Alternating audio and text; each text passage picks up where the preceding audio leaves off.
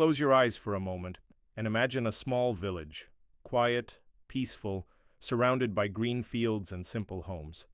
In this village lived two friends. Their names were Ravi and Karan. From childhood, they were inseparable. They ate together, played together, dreamed together. People in the village often said, "If you see Ravi, Karan won't be far behind." But there was one thing about them, something small at first, but dangerous. They were both greedy. Not greedy in an obvious way. They didn't steal. They didn't cheat openly. But deep inside, they always wanted more. More money, more comfort, more than others. The opportunity. One day, Ravi said, "Karan, we've spent our whole life in this village. Don't you think we deserve something bigger?" Karan nodded. "Yes, I want a better life. More money, more success." So they made a plan. They decided to leave the village and travel to the nearby city to earn money. The villagers wished them well. Their parents blessed them, and with hope in their hearts, they began their journey. The forest path. To reach the city, they had to cross a dense forest. It was long, quiet, and a little frightening. The sun slowly moved across the sky, and as evening approached, the forest grew darker. Suddenly, Ravi stopped. "Karan, look!" Half buried in the ground, there was a wooden box, old, dusty, mysterious. Their hearts started beating faster. "What if it's treasure?" Karan whispered. They quickly dug it out, opened it slowly, and their eyes widened. Inside was gold, shiny, bright, more than they had ever seen. Coins, jewels, pure wealth. For a moment, both of them were silent. This was it. This was everything they had ever dreamed of. The beginning of greed. Ravi smiled and said, "We're rich. We don't need to go to the city anymore."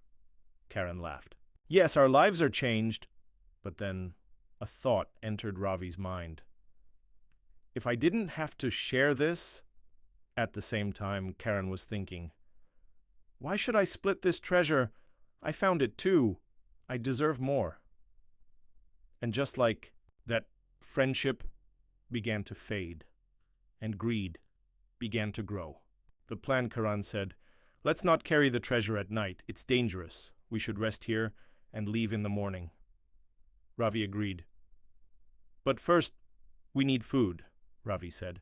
"I'll stay here and guard the treasure. You go and bring something to eat." Karan nodded, but as he walked away, his mind was racing. Why should I share this gold? He stopped and made a terrible decision. He went to a nearby shop, bought food, and secretly mixed poison into it. He smiled to himself. Once Ravi eats this, the treasure will be mine. The dark turn. Meanwhile, back in the forest, Ravi was sitting beside the treasure, looking at it, touching it, imagining his future. But then, his thoughts turned dark. Why should I share this with Karan? If he wasn't here, all of this would be mine. As footsteps approached, Ravi picked up a heavy stick. Karan returned, smiling, holding food. Look, Ravi, I brought... Before he could finish, Ravi struck him.